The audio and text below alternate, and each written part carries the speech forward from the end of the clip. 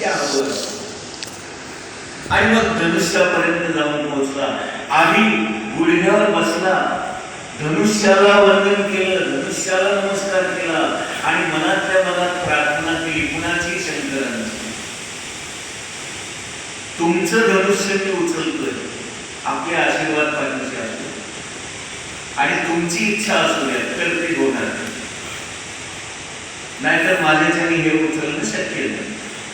तुम्ही जर कृपा केली, तुम्ही जर आशीर्वाद दिले आणि तुम्ही जर इच्छा व्यक्त केली तर आणि तरच मी धनुष्य उचलू शकतो, असं म्हणून मनातल्या मनात शंकरांची प्रार्थना केली. त्या धनुष्याला वंदन केलं आणि मग हात धरले आणि हात लावल्याबरोबर उचललं लगेच.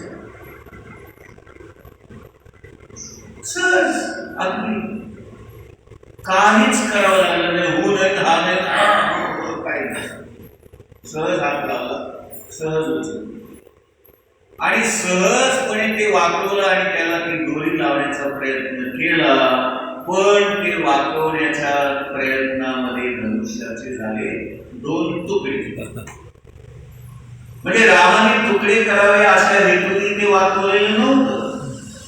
सहज त्याने वाकवलं, सहज त्याला दोरी लावण्यासाठी प्रयत्न केला, पण त्या सहजच वाकवण्यामध्ये ते धनुष्य तुटलं.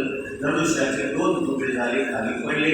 सगळ्यांनी टाळ्या वाजवल्या, जय जयकार केला. प्रभू रामचंद्र भगवान